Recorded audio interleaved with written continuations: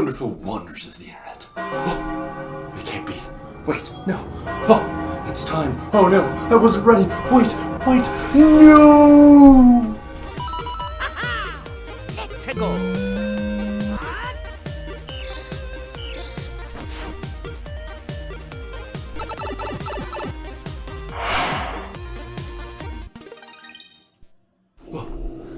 Well, I guess I'm back in the realm of Nightmarish games, where the only way to escape is to complete a Nightmarish video game. But where's the game this time? What's this? Mystic Heroes? What a weird title. Like, it tells me absolutely nothing about the game. I mean, let's look up what Mystic is real quick. Let's see. It says here it's obscure. Yeah, no one knows about this game. That's accurate. Enigmatic. Okay, sure. Yeah. And occult. I don't like where this is going. We better just jump right in, though. First, we get this intro cutscene with some stellar voice acting. Make me invincible. Yeah, that's the good stuff. Doesn't hurt my ears at all. Ah! So our ghostly quartet of villains uses the all-powerful Dragon Song, which apparently just shows up every once in a millennial, and the heroes just forgot to do something about that. They were just sleeping, I guess. Oops. And the tower just blows up suddenly. Like, well, what was the deal with that? I thought he was supposed to save them. Now they're all dead instead. But they were already ghosts, so I guess they were already dead. But I guess they can't die again because they're ghosts. So what's going on in this game? I don't even know what's happening already. Okay, no, they're fine. Never mind. Just kidding. They came back to life after the tower exploded. So I guess that was part of their plan. It's 5 seconds soon. I already have no idea what's going on. Alright, let's pick our character here. I don't know about this guy. He looks a little generic. But oh god, he's beating up his friend. Oh geez, stop, dude. I thought you were on the same side. What are you doing? Stop beating up your friend's fine. I'll pick you. Jeez, dude. I'll handle this. Yikes, that's the voice we're going with? Well, I guess it's too late to change it. We got our buddy Dax here that shows up to give us a lowdown of what's going on. Beware, we are surrounded. Whoa, Dax, go easy on the voice acting there. It's not like it's a life or death situation. And of course, I'm a real gamer, so I'm playing on hard mode. You know how it is, but well, you know, hard mode's actually for Trump. Back in the day, these Gamecube games were way harder than other games. So, I mean, really, the hard mode's more like the super hard mode, so normal's like the normal hard mode. So, we'll just play normal, because normal's hard enough, right? Normal's where all the normal people go, which are people who are normally good at games. And that's me, I'm pretty good at games. So initially, I'm hit with like a bazillion enemies to fight, and I'm like, oh, Dynasty Warriors, which, now I think about it, the Koei Tecmo logo should have been a dead giveaway. But one thing's a little different.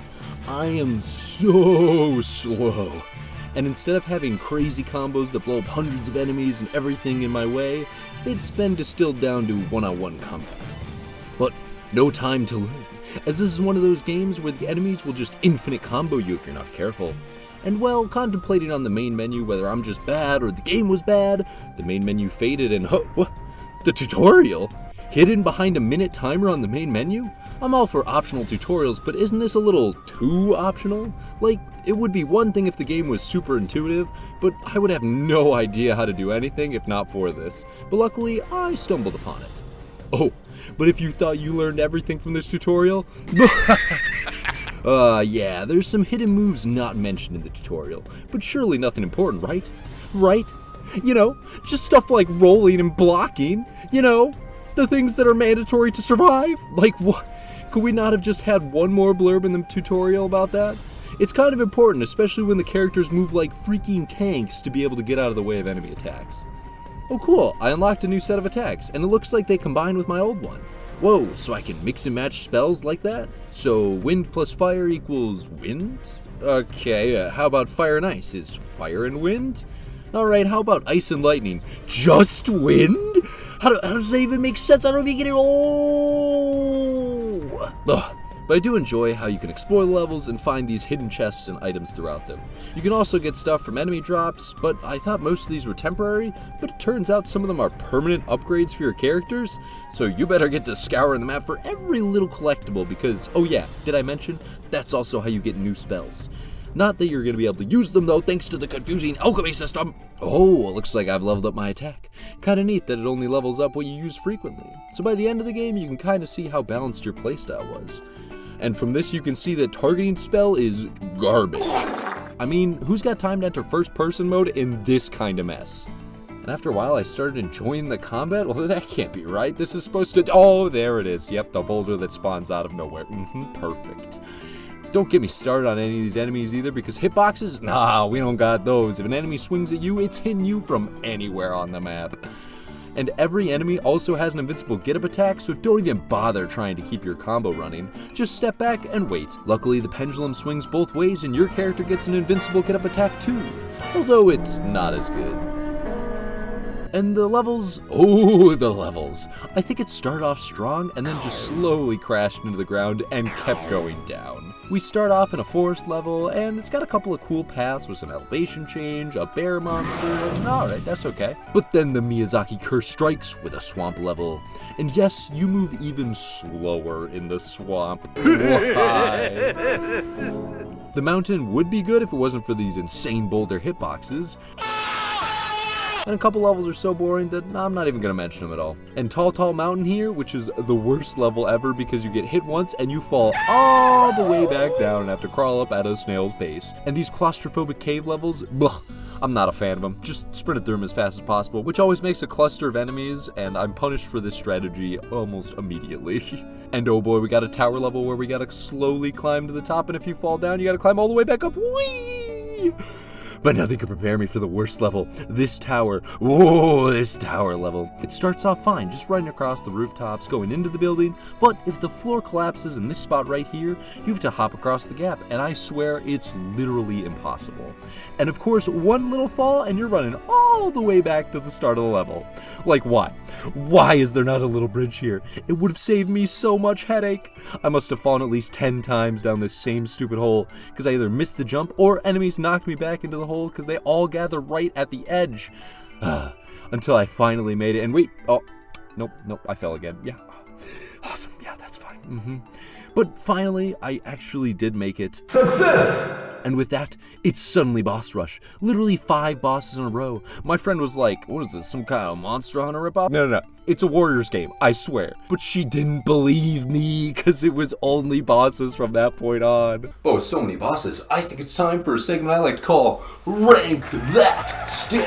Yeah, because these bosses are kind of rough. They're a little steaky. Oh, yikes.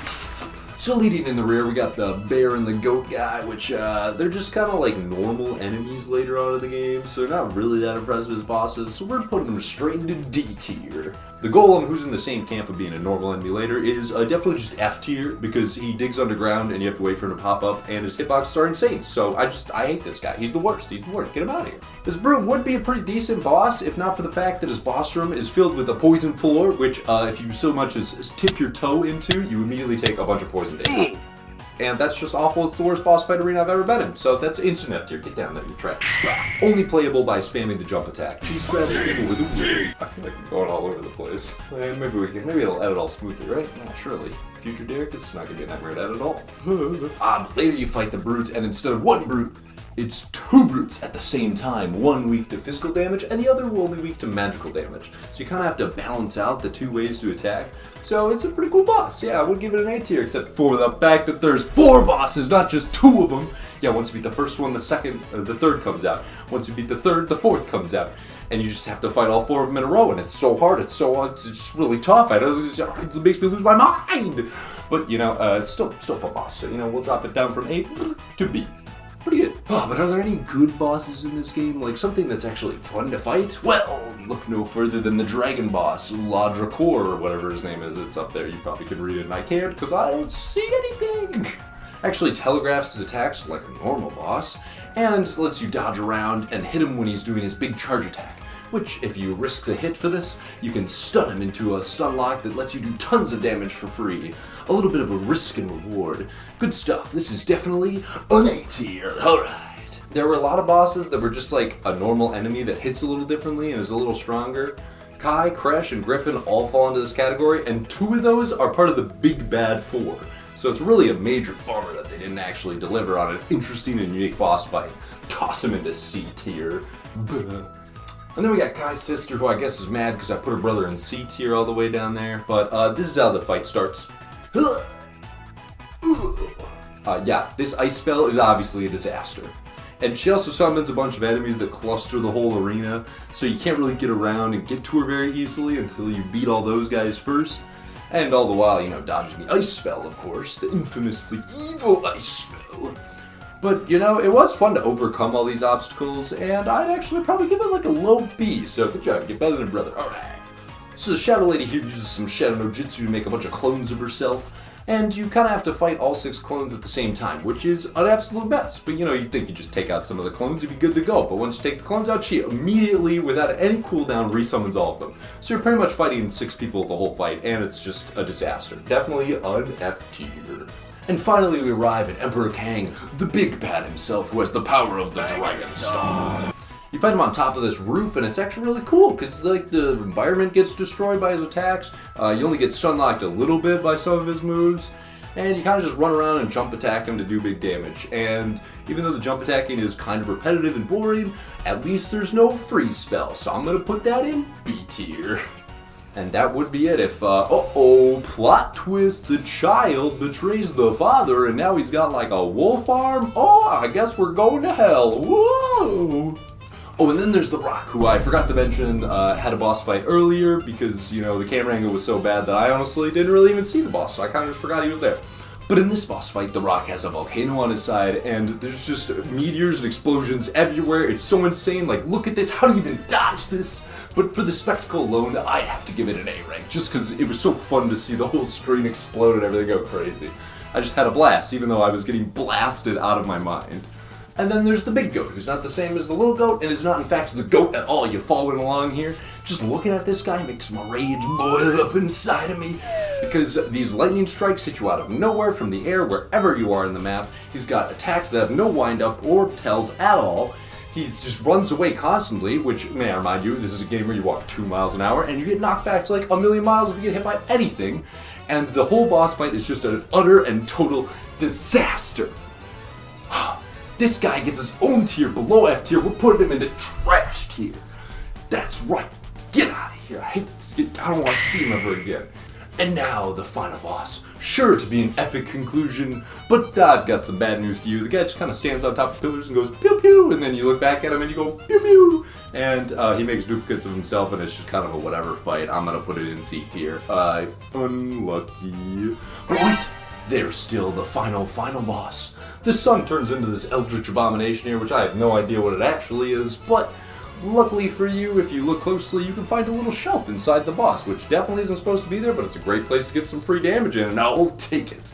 He's kind of just like a budget Elden Beast, if you can think of it that way, but he does have a whole 4 phases, which I don't think there's any Dark Souls bosses that have 4 phases, so I'm just saying, you better get your move on from soft. Mr. Heroes is moving in on your space here. You're in trouble. He's definitely going into the A tier. Yeah, that's all. And there's like a couple good bosses here, and you know, some really stinky bad ones. You know, it's kind of the same as any old game. So honestly, I think the bosses raised this game up from like an F to maybe a D. So that's something. We don't get a lot when we're playing Nightmarish games, so we take what we can get. What a tragedy of a Dynasty Warriors like, though. I mean, it's got slow gameplay, messy combat, spongy enemies, bad camera angles, confusing equipment, and somewhat decent bosses.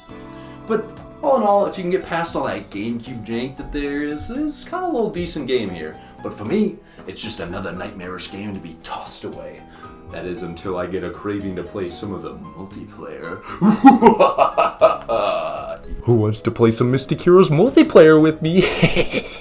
Hope you enjoyed that Nightmarish Games episode. It's always fun to look at the weird and kind of forgotten games of the past and see what they have to offer in a modern day age. But if you enjoyed this, don't forget to like and subscribe and all that good stuff, because I'll be around this year to give you some more good content. This has been Drenkaz, and I'll see you later.